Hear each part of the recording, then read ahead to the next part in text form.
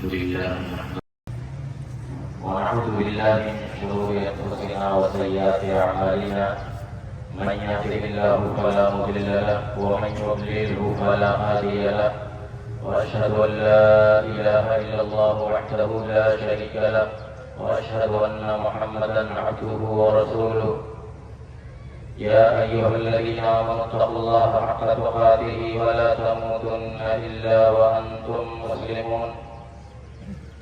يا أيها الناس اتقوا ربكم الذي خلقكم من نفس واحدة وخلق منها زوجها وبث منهما رجالا كثيرا ونساء واتقوا الله الذي تساءلون به والأرحام إن الله كان عليكم رقيبا يا أيها الذين آمنوا اتقوا الله وقولوا قولا سديدا يصلح لكم أعمالكم ويغفر لكم ذنوبكم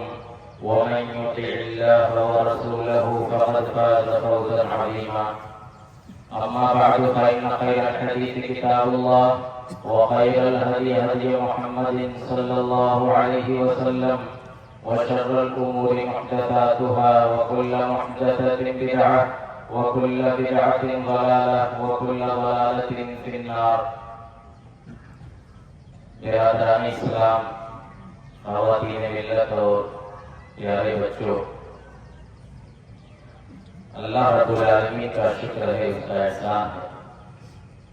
کہ اس نے مسرت اور شادمانی کا یہ دن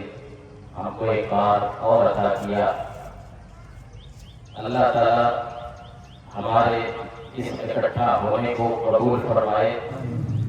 اور اس موقع سے ہم جو اس کی بارگاہ میں قربانی پیش کرنے والے ہیں وہ قربانی بھی اور دوسری عبادتیں بھی قبول فرمائے۔ میرے بھائیوں،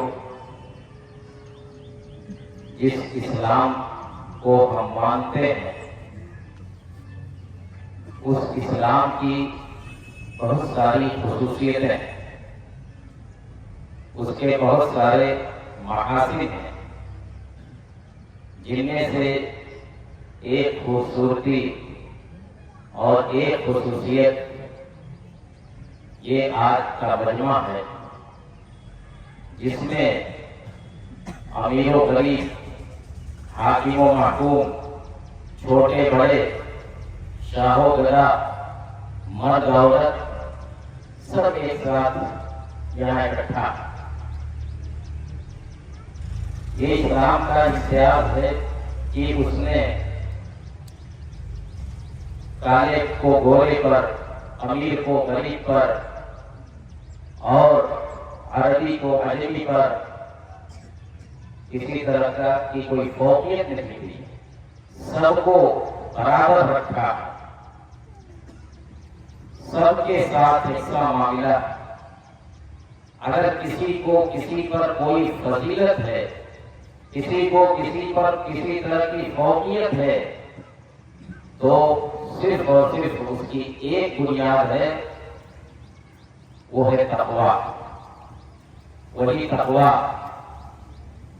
جو ہم آج کی قربانی میں اس کے بارے میں ہم بار بار سن چکے ہیں کہ لن ینال اللہ لحومها ولا دماؤها ولکن ینالہ التقویٰ منکم۔ یہ قربانی کا گوشت اور قربانی کا خون اللہ کے یہاں نہیں جاتا، تمہارا تقویٰ اللہ کو مطلوب ہے۔ یہی تقویٰ، یہی اللہ کا خوف، یہی دین کی مکمل پاسداری۔ رمضان میں بھی آپ نے دیکھا لعلکم تتقون، وہاں بھی یہی چیز مطلوب تھی، اور آج کی قربانی میں بھی یہی چیز مطلوب ہے، بلکہ پوری ہماری اسلامی زندگی کے اندر اگر کوئی چیز مطلوب ہے یہی تقویٰ ہے۔ یا ایھا الناس انا خلقناکم من ذکر وانثی وجعلناکم شعوبا وقبائل لتعارفوا ان اکرمکم عند اللہ اتقاکم ان اللہ علیم خبیر۔ اللہ تعالیٰ نے ہم کو جو یہ برابری عطا کی ہے اور ہم نے ہمارے بیچ سے ہر طرح کے فرق کو مٹا دیا ہے کوئی ہمارے یہاں طبقاتی نظام نہیں، کوئی چھوٹا بڑا نہیں، چھوٹا بڑا امیر و غریب ہونے کی بنیاد پر کوئی امتیاز نہیں، اور عربی اور عجمی ہونے کی بنیاد پر کسی طرح کا الگ سلوک نہیں۔ اللہ تعالیٰ نے کہا کہ لوگوں، ہم نے تم کو ایک مرد اور ایک عورت سے پیدا کیا، یہ ایھا الناس، ساری انسانیت کو مخاطب کر کے کہا کہ سب ایک مرد اور ایک عورت کی اولاد ہے، سب آدم اور حوا کی اولاد ہے۔ پھر اللہ تعالیٰ نے کہا کہ ہم نے تم کو تمہیں قبیلے میں اس لیے تقسیم کیا ہے تاکہ تم ایک دوسرے کو پہچان سکو، یہ تعارف کے لیے ہے۔ یہ جو الگ الگ نسب چل رہے ہیں، الگ الگ قبیلے ہیں، یہ فخر کے لیے نہیں ہے کہ ہمارا خاندان تمہارے خاندان سے اونچا ہے، ہمارا قبیلہ تمہارے قبیلے سے معزز ہے، ایسا نہیں، بلکہ یہ اس لیے ہے تاکہ لوگ ایک دوسرے کو پہچان سکیں کہ سب یہ فلاں جگہ کا رہنے والا ہے، یہ فلاں قبیلے سے تعلق رکھتا ہے، یہ فلاں خاندان سے تعلق رکھتا ہے۔ ایک دوسرے سے تعارف کے لیے یہ قبیلے کی بات رکھی ہے۔ اور پھر کہہ دیا کہ اچھی طرح کان کھول کر کے سن لو کہ ان اکرمکم عند اللہ اتقاکم، اللہ کے نزدیک تم میں سے سب سے معزز وہ ہے، سب سے بہتر وہ ہے جو سب سے زیادہ اللہ سے ڈرتا، اتقا،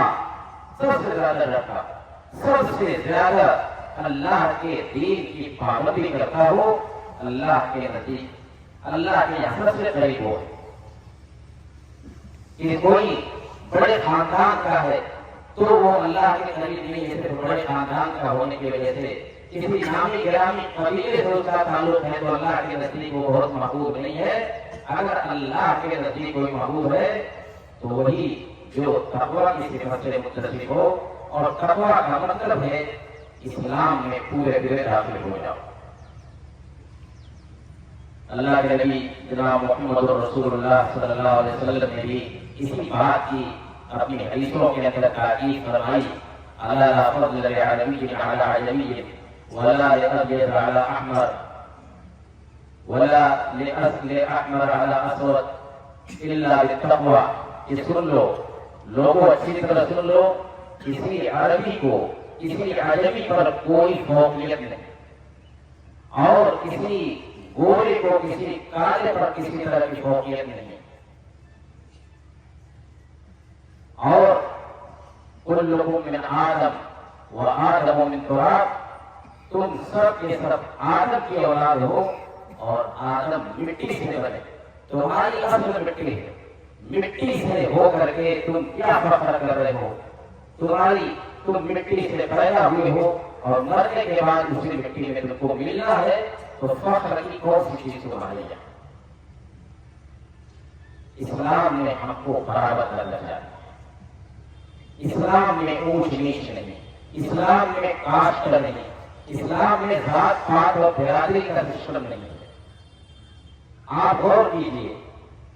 صفیں لگی ہوتی ہیں، لوگ نماز پڑھ رہے ہوتے ہیں، ہو سکتا ہے کہ آگے والی صف میں ایک معمولی انسان، ایک غریب، ایک مزدور سجدے میں ہو، اور پیچھے کوئی بہت ہی معزز، بلکہ کوئی بادشاہ، کوئی بڑا حاکم وہ بھی سجدے میں ہے، اس کا سر اس مزدور کے پاؤں کے پاس ہے، کوئی فرق نہیں پڑتا اس کو کہ میں یہاں سجدہ کر رہا ہوں، میرے آگے ایک مزدور کا، ایک غریب کا پاؤں ہے، میں وہاں سجدہ کر رہا ہوں، اس کو ذرا بھی احساس نہیں۔ یہی میرے بھائیوں ایک بڑی خوبی ہے اسلام، چھوٹے بڑے کا کوئی امتیاز۔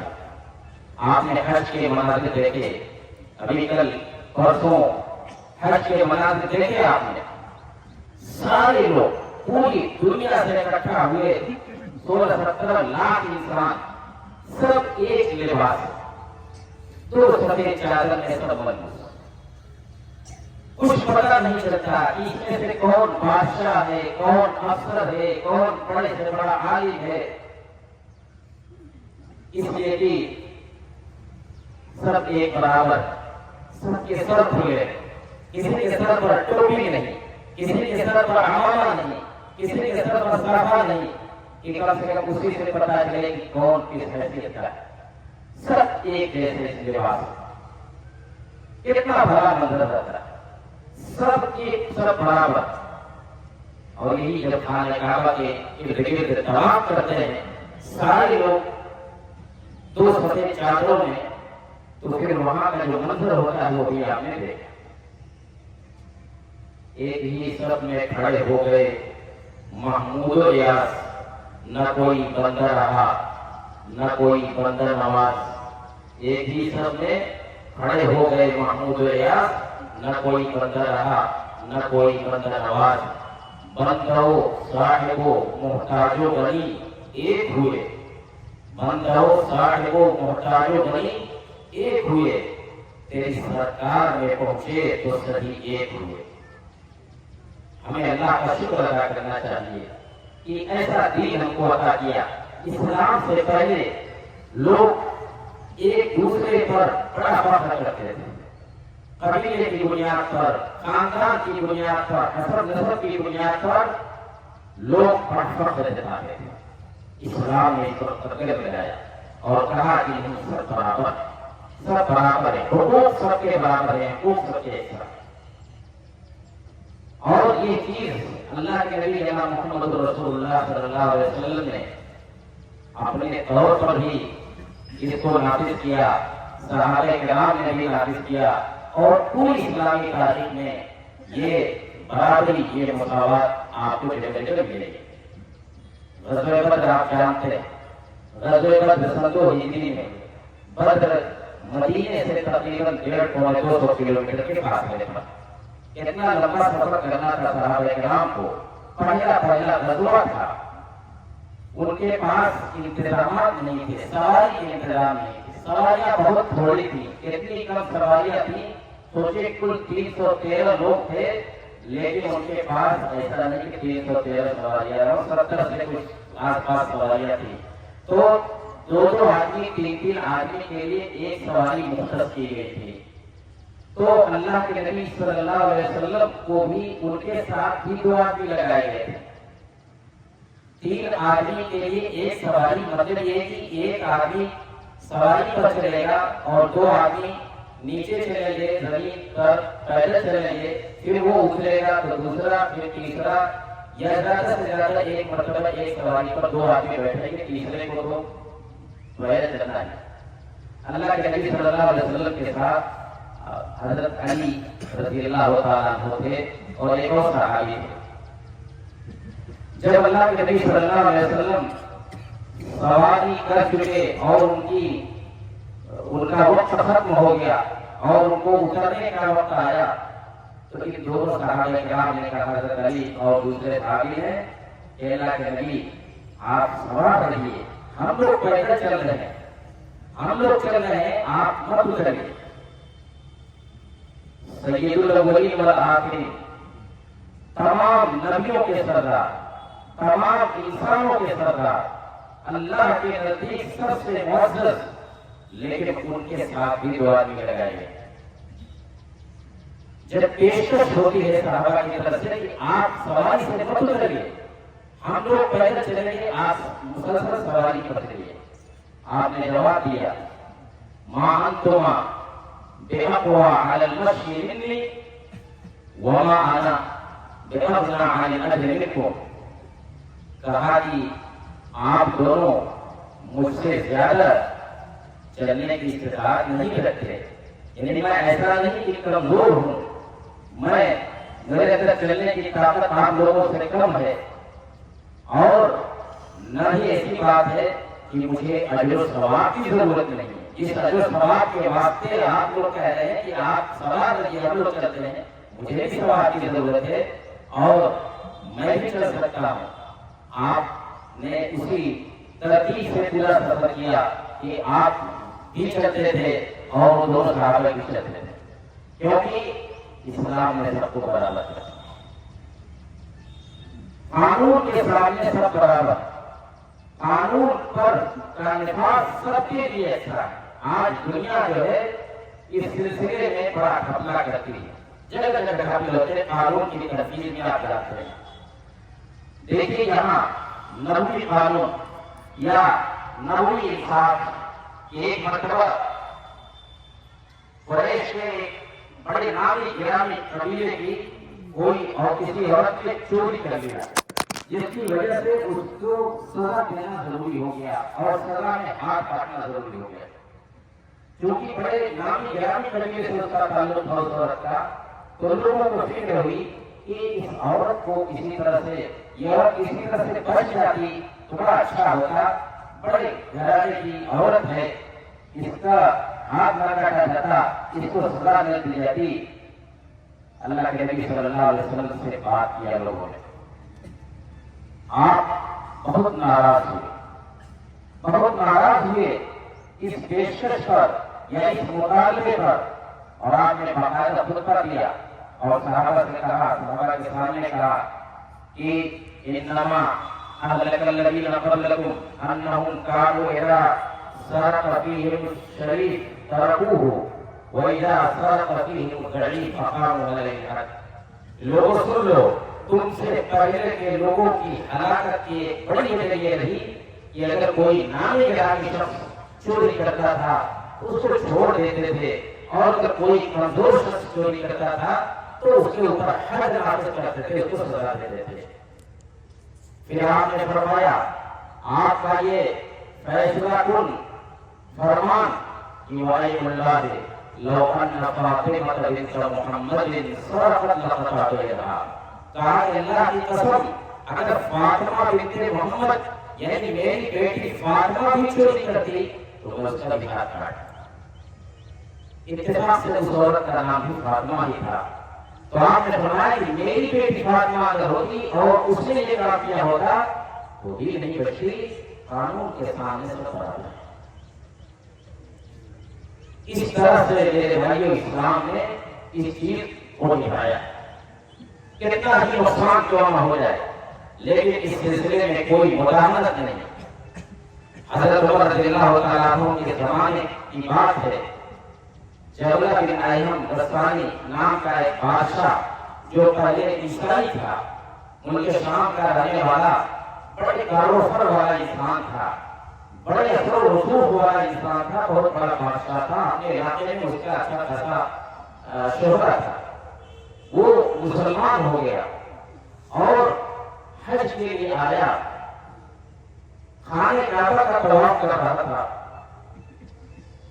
ایک بدبو کا پیر اس کے احرام کی چادر پر پڑ گیا۔ اس بادشاہ جبلہ بن ایہم نامی بادشاہ کی چادر جو ہے دب گئی ایک بدبو کے پاؤں سے۔ اس کو اتنا غصہ ہوا، اس بادشاہ کو اتنا غصہ ہوا کہ اس نے زور کا تماشا لگایا اس بدبو کو۔ غصے میں آ کر کے اس نے زور کا تھپڑ مارا اس بدبو کو۔ وہ بدبو عمر بن خطاب یعنی خلیفہ کے پاس شکایت لے کر کے گیا کہ فلاں شخص نے مجھ کو تھپڑ مارا ہے فلاں وجہ سے۔ خلیفہ المسلمین عمر بن خطاب رضی اللہ تعالیٰ عنہ اس بادشاہ کو جبلہ بن ایہم کو بلاتے ہیں اور اس سے پوچھتے ہیں کہ یہ شخص جو کہہ رہا ہے اس کا کیا ماجرا؟ کہا کہ وہ صحیح کہہ رہا ہے، میں طواف کر رہا تھا، اس نے اس بدبو نے میری چادر اپنے پاؤں سے دبا دی اور اس کی وجہ سے کہا کہ میں تو اس کو قتل کر دینا چاہتا تھا، بڑی اونچی ناک والا تھا، کہا کہ میں تو اس کو قتل کر دینے والا تھا، لیکن چونکہ معاملہ مکے کا تھا، معاملہ حرم کا تھا، اس کے بارے میں اللہ تعالیٰ نے فرمایا کہ من دخلہ کان آمنا، کہ جو شخص یہاں داخل ہو جائے وہ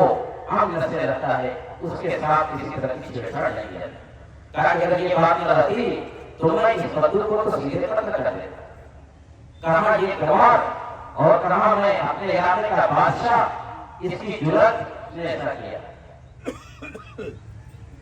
حضرت عمر رضی اللہ تعالیٰ عنہ کا جواب کیا تھا، انہوں نے کہا کہ تم یا تو اس کو راضی کر لو، اس کو راضی کر لو اس بدو کو، اور نہیں تو میں قصاص لوں گا۔ قصاص لوں گا، قصاص کا مطلب یہ کہ وہ بدو تم کو ایک تھپڑ مارے گا، اور نہیں تو اس سے پہلے تم اس کو راضی کر لو،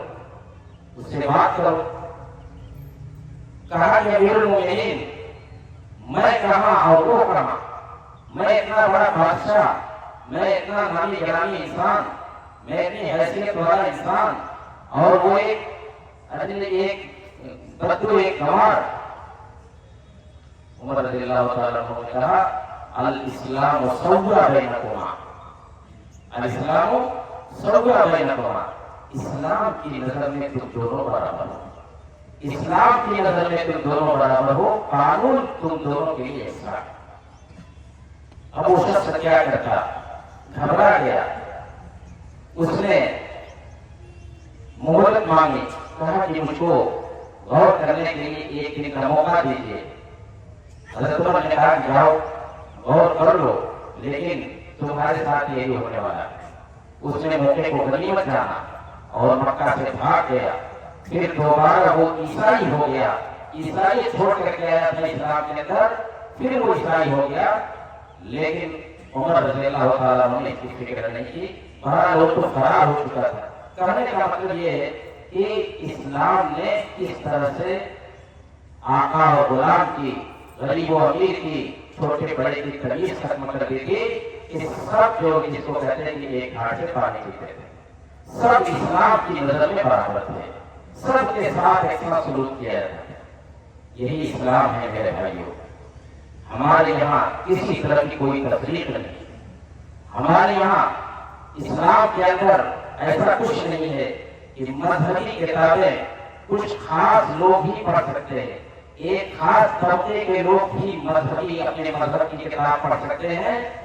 اور فلاں طبقے کے فلاں طبقے کے فلاں طبقے کے لوگ مذہبی کتاب نہیں پڑھ سکتے۔ یہاں قرآن و حدیث کی کا علم ہر ایک حاصل کر سکتا ہے، وہ ایک اتنا سا غلام کیوں نہ ہو اور ایک معمولی انسان کیوں نہ ہو، قرآن و حدیث کی تعلیم حاصل کر سکتا ہے، اور قرآن و حدیث کی تعلیم حاصل کر کے چھوٹے چھوٹے بے حیثیت لوگ بڑے اعلیٰ مقام تک پہنچے۔ ہمارے یہاں ایسا کچھ نہیں ہے کہ خاص لوگوں کو عبادت گاہوں میں داخل ہونے کی اجازت ہے، سب کو عبادت گاہ میں داخل ہونے کی اجازت نہیں ہے، ایک خاص طبقے ہی کو عبادت گاہ میں داخل ہونا ہے، اور باقی جو دوسرے اور کاٹ سکے ہیں وہ عبادت گاہ میں داخل نہیں ہو سکتے۔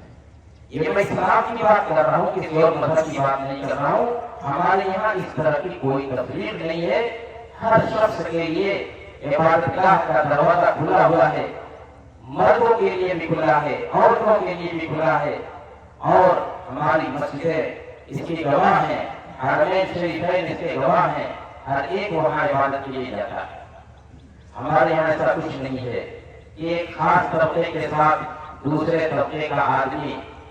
بیٹھ کر کے کھانا نہیں کھا سکتا، پانی نہیں پی سکتا، ان کے لیے الگ کنواں ہے، دوسروں کے لیے الگ کنواں ہے، یہ اس کنویں سے پانی نہیں پی سکتا۔ اس طرح کا کوئی بھی امتیاز الحمدللہ ہمارے اسلام کے اندر نہیں ہے، ہمارے اسلام کے اندر اس طرح کا کوئی امتیاز نہیں۔ ہم اللہ کا بار بار شکر ادا کرتے ہیں کہ اس نے ہم کو ایسا بہترین دین، ایسا بہترین مذہب عطا کیا کہ جس نے انسانیت کو ایک سب پر لا دیا، جس نے سب کے ساتھ ایک سا سلوک کرنے کی تاکید کی۔ اسی مذہب نے ہم کو یہاں اکٹھا کیا ہے، اور یہاں اکٹھا ہونے کا جو مطلب ہے، جیسا کہ آپ نے سنا شروع خطبے کے اندر، کہ وہی تقویٰ جو قربانی میں مطلوب ہے، وہی تقویٰ جو روزے میں مطلوب ہے، وہی تقویٰ جو ہر عبادت سے مطلوب ہے، وہی تقویٰ اگر انسان کے اندر ہے تو وہ انسان کو اس کے مقام سے بلند کرتا ہے اور اللہ کا محبوب بناتا ہے، اور کوئی دوسری چیز انسان کو ایک دوسرے انسان سے ممتاز نہیں کر سکتی۔ اگر کوئی چیز ممتاز کر سکتی ہے جو یہ تقویٰ ہے، یہ اللہ کا خوف ہے، یہی دین اسلام پر زیادہ سے زیادہ عمل کرنے کی کوشش ہے۔ ہمیں قربانی کے اس موقع پر اسی تقویٰ کی روح کو تلاش کرنا ہے اور اسی تقویٰ کی تجدید کرنی ہے، اور ہمیں یہ عہد کرنا ہے کہ ہم اپنی زندگی اسی تقویٰ کے سائے میں اور اسلام میں پورے داخل ہو کر کے ہی ہم زندگی گزاریں گے، تاکہ اللہ کے زیادہ سے زیادہ قریب ہو سکے اور اللہ کی نظر میں سب سے زیادہ معزز ہو سکے، ورنہ کوئی دوسری چیز ہم کو اللہ سے قریب نہیں کر سکتی۔ میرے بھائیوں، اس موقع پر ہمیں یہ یاد رکھنا چاہیے کہ اسلام نے جس طریقے سے مردوں اور عورتوں کے درمیان کوئی فرق نہیں کیا ہے عبادتگاہ میں داخل ہونے کے لیے، تو ساتھ ہی اسلام نے عورتوں کے لیے کچھ ہدایتیں بھی دی۔ میں عورتوں سے خاص طور سے ان کی توجہ مبذول کرانا چاہتا ہوں کہ آپ کو اجازت ہے، مسجد میں آنے کی اجازت ہے، عیدگاہ میں آنے کی اجازت ہے، ہر عبادتگاہ میں جانے کی اجازت ہے، اور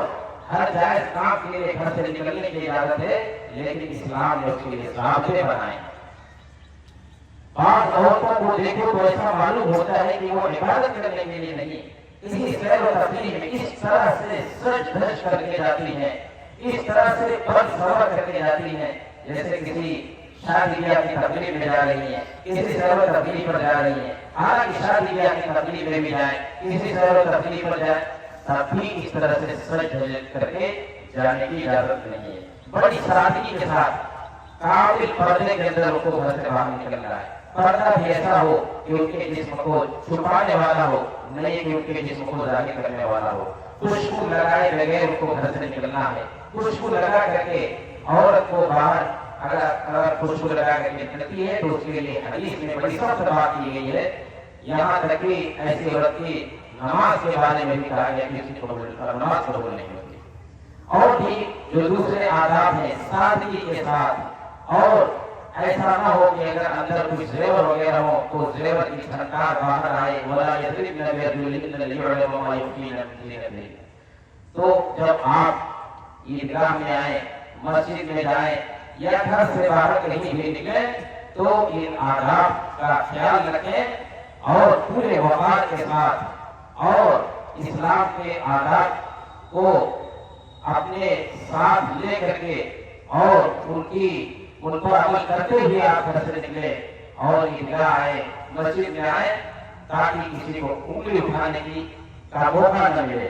اللہ رب العالمین سے دعا ہے کہ مولا کریم ہمیں اسلام کی اس خصوصیت کو، مساوات اسلامی کی یہ خصوصیت جو ہے، اس کو ہمیں سمجھنے کی توفیق عطا فرمائے۔ ہم جانتے ہیں کہ ہمارے بہت سے بھائی ذات برادری کا ان کے یہاں چرچا ہوتا ہے اور ان پر وہ سختی سے عمل پیرا ہوتے ہیں، لیکن فرق یہ ہے کہ ہمارے اسلام کی اس کی کوئی گنجائش نہیں، یہ لوگوں نے اپنی طرف سے بنایا ہوا۔ یہ ذات برادری اور دنیا بھر کی تفریق اور امتیاز جو آپ دیکھتے ہیں، اسلام اس کا ذمہ دار ہرگز نہیں ہے، اسلام نے اس کی کہیں اجازت نہیں دی ہے، یہ اسلامی روح کے خلاف ہے، اس لیے ہمیں اس سے پرہیز کرنا چاہیے۔ اللہ رب العالمین ہمیں نیک سمجھ عطا فرمائے۔ اللہ العالمین تو ہماری قربانیوں کو قبول فرما۔ اللہ العالمین ہمیں ہدایت پر گامزن رکھ۔ اے اللہ تعالیٰ ہماری عبادتگاہوں کی حفاظت فرما۔ اے اللہ تعالیٰ تو ہم میں سے جو راہ راست سے بھٹکے ہوئے ہیں ان کو راہ راست پر لے آ دے۔ اے اللہ تعالیٰ جو ہم میں سے مریض ہیں ان کو شفا کامل اور عاجل عطا فرما دے۔ جو گمراہ ہیں ان کو راہ راست کی توفیق عطا فرما۔ اے اللہ تعالیٰ خاص طور سے ہمارے فلسطینی بھائی جو سال سے مظلومیت کی زندگی گزار رہے ہیں، اے اللہ تعالیٰ ان کی تو مدد فرما۔ اے اللہ تعالیٰ یہود کو اپنی گرفت میں لے۔ اے اللہ تعالیٰ ان کو ان کے کرتوتوں کی سزا دے اور ہمارے مظلوم بھائیوں کی مدد فرما۔ اللہم اعز الاسلام والمسلمین، اللہم اعز الاسلام والمسلمین، واخذل الكفرة والملاحدة والمبتدعة والمشركين. اللهم فرج هم المهمومين ونفس كرب المكروبين واقض الدين عن المدينين واشف مرضانا ومرضى المسلمين وفك أسر الماسورين برحمتك يا أرحم الراحمين. اللهم انصر دينك وكتابك وسنة نبيك وعبادك الموحدين. اللهم لا تسلط علينا من لا يرحمنا. اللهم لا تسلط علينا بذنوبنا من لا يخافك فينا ولا يرحمنا. سبحان ربك رب العزة عما يصفون وسلام على المرسلين والحمد لله رب العالمين.